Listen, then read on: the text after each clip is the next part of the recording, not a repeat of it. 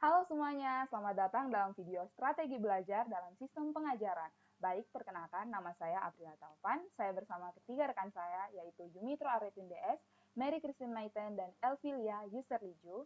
Kami adalah mahasiswa dari Universitas Nusa Cendana Kupang dan kami dari Fakultas Keguruan dan Ilmu Pendidikan Program Studi Pendidikan Matematika. Baik, pada video kali ini kami akan menjelaskan mengenai strategi belajar dalam sistem pengajaran. Video kali ini juga merupakan salah satu tugas dari mata kuliah Strategi Belajar Mengajar Matematika.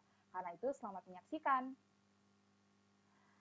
Jadi, materi yang akan kita pelajari dalam video kali ini yaitu yang pertama ada ruang lingkup strategi belajar, yang kedua strategi belajar PQ4R, yang ketiga ada strategi belajar peta konsep, dan yang keempat ada pendekatan pengajaran terbalik. Yang pertama, ruang lingkup strategi belajar. Yang dalam ruang lingkup strategi belajar, kita akan belajar mengenai pengertian strategi belajar. Jadi, strategi belajar berasal dari istilah dari bahasa Yunani yaitu strategos yang artinya suatu usaha untuk mencapai sebuah kemenangan. Strategi bisa diartikan sebagai pola-pola umum kegiatan guru dan anak didik dalam pewujudan kegiatan belajar mengajar untuk mencapai tujuan yang telah digariskan. Atau bisa dikatakan strategi belajar mengajar merupakan suatu rangkaian rencana kegiatan yang termasuk dalamnya penggunaan metode dan pemanfaatan berbagai sumber daya atau kekuatan dalam suatu pembelajaran. Yang kedua, tujuan dari strategi belajar. Mengajar pada dasarnya meliputi mengajari siswa bagaimana belajar, bagaimana mengingat, bagaimana berpikir, dan bagaimana memotivasi diri sendiri. Itu merupakan pendapat dari Weinstein dan Meyer dalam Nur tahun 2000. Tujuan utama pengajaran strategi yaitu mengajarkan siswa untuk belajar atas kemampuan dan kemampuan diri sendiri atau pembelajaran mandiri. Selanjutnya adalah langkah-langkah mengajarkan strategi belajar. Ada beberapa hal atau langkah yang harus diperhatikan dalam mengajarkan strategi belajar kepada siswa, yaitu yang pertama, memberitahu siswa bahwa mereka akan diajarkan suatu strategi belajar agar perhatian siswa dapat terfokus. Yang kedua, menunjukkan hubungan positif penggunaan strategi belajar terhadap prestasi belajar dan memberitahukan perlunya kerja pikiran ekstra untuk membuahkan prestasi yang tinggi. Yang ketiga, menjelaskan dan memeragakan strategi yang akan diajarkan. Yang keempat, menjelaskan kapan dan mengapa suatu strategi belajar digunakan. Yang kelima, memberikan penguatan terhadap siswa yang memakai strategi belajar. Yang keenam, memberikan praktik yang beragam dalam pemakaian strategi belajar. Yang ketujuh, memberikan umpan balik saat menguji materi dengan strategi belajar tertentu. Dan yang terakhir adalah mengevaluasi penggunaan strategi belajar dan mendorong siswa untuk melakukan evaluasi mandiri. Jadi, tugas guru di sini bukan saja mengajarkan strategi belajar, melainkan juga melakukan evaluasi agar dapat mengetahui apakah strategi belajar tersebut berhasil atau tidak. Selanjutnya, yang keempat adalah varian strategi belajar. Berdasarkan teori kognitif pemrosesan informasi, maka terdapat beberapa strategi belajar yang dapat digunakan dan dianjurkan, yaitu yang pertama, strategi mengulang. Strategi mengulang membantu memindahkan pembelajaran dari memori jangka pendek ke memori jangka panjang. Strategi mengulang dibedakan menjadi strategi mengulang sederhana dan strategi mengulang kompleks. Yang kedua, strategi elaborasi. Strategi elaborasi adalah proses penambahan perincian dari informasi baru sehingga lebih bermakna karena sistem pengkodean menjadi lebih mudah dan lebih memberikan kepastian. Yang termaksud strategi elaborasi misalnya pembuatan catatan, penggunaan analogi, dan metode PQ4R atau preview, question, read, reflect, recite, dan review. Yang ketiga adalah strategi organisasi. Strategi organisasi yaitu strategi peningkatan kebermaknaan informasi baru melalui penggunaan struktur pengorganisasian baru pada informasi tersebut. Terdiri dari outlink atau membuat kerangka garis besar, yang kedua pemetaan konsep atau konsep mapping, yang ketiga mnemonics, yang keempat chunking atau potongan, dan yang kelima akronim atau singkatan. Yang keempat, strategi metakognitif. Strategi ini berhubungan dengan pemikiran siswa bagaimana mereka sendiri berpikir dan kemampuan mereka menggunakan strategi belajar tertentu dengan tepat. Baik, selanjutnya mengenai strategi belajar PQ4R akan dijelaskan oleh rekan saya yaitu Yumitra Arifin DS. Baik, materi selanjutnya yaitu strategi belajar PQ4R. Strategi PQ4R merupakan salah satu bagian dari strategi elaborasi. Strategi ini digunakan untuk membantu siswa mengingat apa yang mereka baca dan dapat membantu proses belajar mengajar di kelas yang dilaksanakan dengan kegiatan belajar buku. Langkah-langkah yang harus dilakukan dalam strategi belajar PQ4R yaitu yang pertama, preview. Langkah pertama ini dimaksudkan agar siswa membaca selintas dengan cepat sebelum mulai membaca bahan bacaan siswa yang memuat tentang materi ekosistem peran dan interaksinya. Yang kedua adalah question. Langkah kedua yaitu mengajukan pertanyaan kepada diri sendiri untuk setiap pasal yang ada pada bahan bacaan siswa. Yang ketiga adalah read. Baca karangan itu secara aktif, yakni dengan cara pikiran siswa harus memberikan reaksi terhadap apa yang dibacanya. Janganlah membuat catatan panjang. Cobalah mencari jawaban terhadap semua pertanyaan yang diajukan sebelumnya. Yang keempat, refleks. Refleks bukanlah suatu langkah terpisah dengan langkah ketiga, merupakan suatu komponen esensial dari langkah ketiga. Selama membaca, siswa tidak hanya cukup mengingat atau menghafal, tetapi cobalah untuk memahami informasi yang dipresentasikan. Yang kelima adalah recite. Pada langkah kelima ini, siswa diminta untuk merenungkan, mengingat kembali informasi yang telah dipelajari dengan menyatakan butir-butir penting dengan nyaring dan dengan menanyakan dan menjawab pertanyaan. Yang keenam, review. Pada langkah terakhir ini, siswa diminta untuk membaca catatan singkat atau intisari yang telah dibuatnya, mengulang kembali seluruh isi bacaan bila perlu, dan sekali lagi jawab pertanyaan yang diajukan. Selanjutnya yaitu strategi belajar peta konsep atau konsep mapping. Yang pertama, pengertian peta konsep. Adapun yang dimaksudkan dengan peta konsep ialah ilustrasi grafis konkret yang mengondisikan bagaimana suatu konsep tunggal dihubungkan ke konsep lain pada kategori yang sama. Ciri-ciri peta konsep sebagai berikut.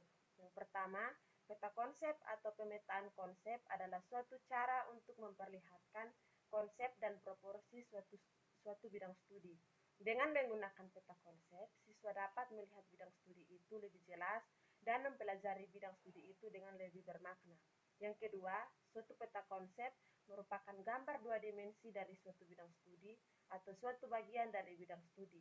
Ciri inilah yang dapat memperlihatkan hubungan proporsional antara konsep-konsep. Yang ketiga, tidak semua konsep mempunyai bobot yang sama. Ini berarti ada konsep yang lebih inklusif daripada konsep yang lain. Yang keempat, bila perlu atau lebih konsep digambarkan di bawah suatu konsep yang lebih inklusif, terbentuklah suatu hierarki pada peta konsep tersebut. Selanjutnya yaitu cara membuat peta konsep. Menurut Andres pada tahun 1997, ia memberikan langkah-langkah dalam membuat peta konsep, yaitu langkah yang pertama, mengidentifikasi ide pokok atau prinsip yang melingkupi sejumlah konsep. Yang kedua yaitu mengidentifikasi ide atau konsep-konsep sekunder yang menunjang ide utama.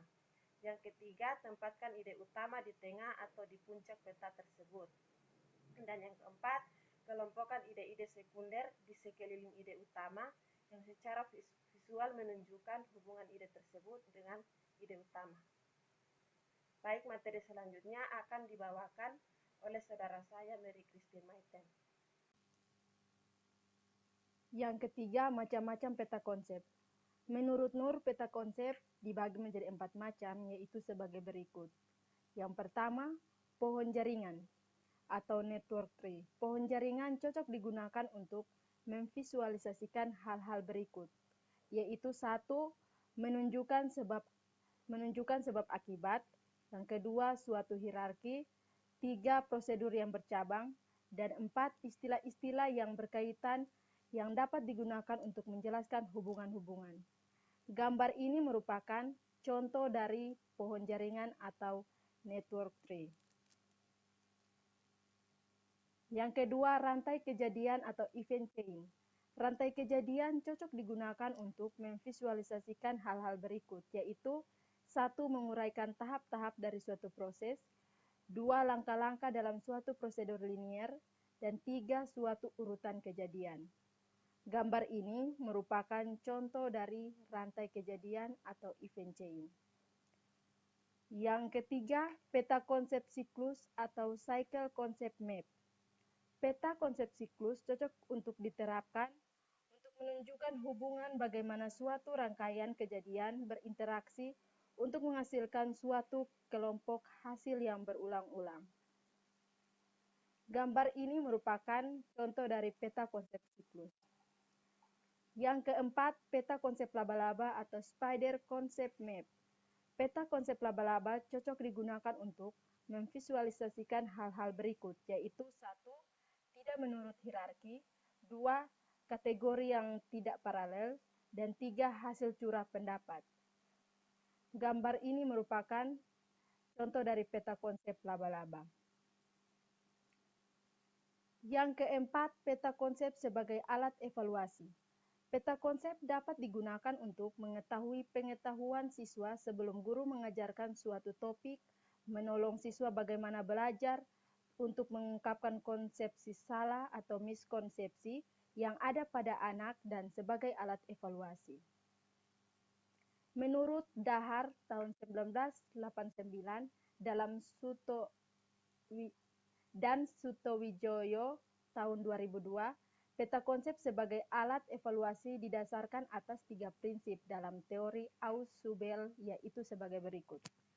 Yang pertama, struktur kognitif diatur sebagai hierarkis dengan konsep dan proposisi yang lebih inklusif, lebih umum, superordinat terhadap konsep dan proposisi yang kurang inklusif dan lebih khusus. Yang kedua, konsep dalam struktur kognitif mengalami diferensiasi progresif. Prinsip ini mengatakan bahwa belajar bermakna merupakan proses yang kontinu, di mana konsep baru memperoleh lebih banyak arti dengan dibentuk lebih banyak kaitan-kaitan proporsional. Jadi, konsep tidak pernah tuntas dipelajari, dimodifikasi, dan dibuat lebih inklusif.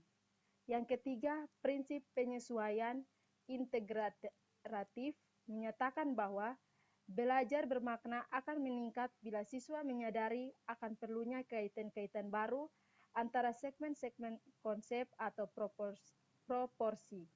Dalam peta konsep, penyesuaian integratif ini diperlihatkan dengan kaitan-kaitan silang antara segmen-segmen konsep. Baik, materi selanjutnya akan dibahas oleh saudara saya, Elvilia Yuserliju. Selanjutnya, pendekatan pengajaran terbalik. Pengajaran terbalik merupakan satu pendekatan terhadap pengajaran siswa akan strategi belajar. Pengajaran terbalik terutama dikembangkan untuk membantu guru menggunakan dialog belajar yang bersifat kerjasama untuk mengajarkan pemahaman bacaan secara mandiri di kelas. Penggunaan pendekatan ini dipilih karena beberapa sebab, antara lain, yang pertama, merupakan kegiatan yang secara rutin digunakan pembaca.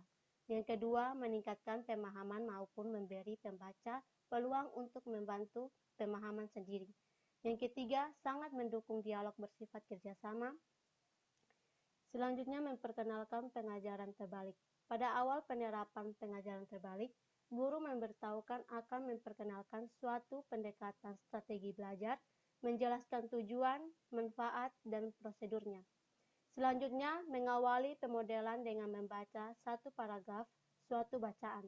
Kemudian menjelaskan dan mengajarkan bahwa pada saat atau sesuai pembaca terdapat kegiatan yang harus dilakukan, yaitu pertama, memikirkan pertanyaan penting yang dapat diajukan dari apa yang telah dibaca berkenaan dengan wacana dan memastikan bisa menjawabnya.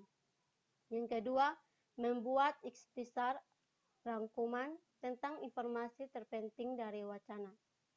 Yang ketiga, memprediksi ramalan apa yang mungkin akan dibahas selanjutnya.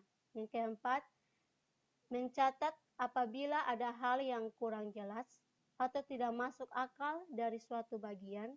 Selanjutnya, memeriksa apakah kita bisa berhasil membuat hal-hal itu masuk akal. Selanjutnya, prosedur harian. Dalam tahap kelanjutan pelaksanaan pengajaran, terbaik melalui prosedur harian sebagai berikut. Yang pertama, disediakan tes bacaan sesuai materi yang hendak diselesaikan. Yang kedua, dijelaskan bahwa apa segmen pertama guru bertindak guru. Yang ketiga, siswa diminta membaca dalam hati bagian teks yang ditetapkan untuk memudahkan mula-mula bekerja paragraf demi paragraf. Yang keempat, jika siswa telah menyelesaikan bagian pertama, dilakukan pemodelan berikut ini. Yang kelima, pertanyaan yang saya perkirakan akan ditanyakan guru.